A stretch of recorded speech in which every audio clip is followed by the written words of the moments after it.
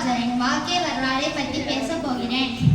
கல்வி கண்திறந்த முதல்வர் என்று அழைக்கப்படும் பெருந்தலைவர் காமராஜர்.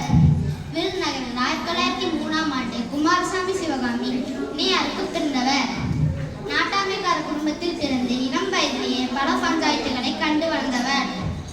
இளமை கல்வி திண்ணை பள்ளியில் நடுநிலை வரை கற்றார். பின் கல்வி, உணவு ஆகியவை வழங்கப்பட்ட உயர்நிலைப் பள்ளியில் கற்றார். விடுதலை போராளிகள் சிலரின் கூச்சலை கவனித்தார். அவர்கள் கூறி வந்தே மாதரம் என்ற மந்திரம் காமராஜரின் மனதில் ஆழமாக பதிந்தது. விடுதலை உணர்வு ஊட்டியது. குடும்ப சூழ்நிலை காரணமாக பள்ளி படிப்பை பாதியில் நிறுத்திவிட்டார். அரசியல் ஈடுபாடு இளமையிலேயே தமிழக காங்கிரஸ் கட்சியில் தொண்டராக ஏற்றுக்கொள்ளப்பட்டார். கட்சி பேரணிகளில் கலந்து கொண்டு சிறையில் அடைக்கப்பட்டார். 1939ஆம் ஆண்டு தமிழக காங்கிரஸ் கட்சி தலைவராக அறிவிக்கப்பட்டார். 1954ஆம் ஆண்டு முதலமைச்சராக பதவியேற்றார். மக்கள் மனங்களில் சிறப்பான இடத்தை பெற்றார். எண்ணிலடங்கா நலத்திட்டங்களை நடைமுறைக்கு கொண்டு வந்தார். இலவச கல்வி, மதிய உணவு திட்டம் கொண்டு வந்தார்.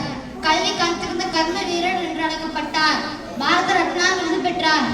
இவர் காலத்தில் 3 மணி 5 ஆண்டு திட்டங்கள் நிறைவேற்றப்பட்டன. தொழில் அமைச்சர் வெங்கட்ராமன் அவர்களின் துணையுடன் பொருளியல், தொழில்துறை திட்டங்கள் மிகுந்தன. மின் திட்டங்கள், சாலை திட்டங்கள் ஆகியவை மிகுந்தன. கிண்டி, அம்பத்தூர், பெருந்துறை போன்ற தொழில்பேட்டைகளில் பல தொழில்கள் செய்யப்பட்டன. அனைத்து மாவட்டங்களிலும் தொழிற்பேட்டைகள் அமைக்கப்பட்டன. பயிர்களுக்கு பாசன வசதிகள் செய்யப்பட்டன. கூட்டுறவு சங்கங்கள் அனைத்து சிற்றூர்களிலும் பேரூர்களிலும் அமைக்கப்பட்டன. நெய்வேலி நிலக்கரி சுரங்க தொழிற்சாலை, சர்க்கரை ஆலை, போட்டோ பிலிம் தொழிற்சாலை, அறுவை சிகிச்சை கருவி தொழிற்சாலை,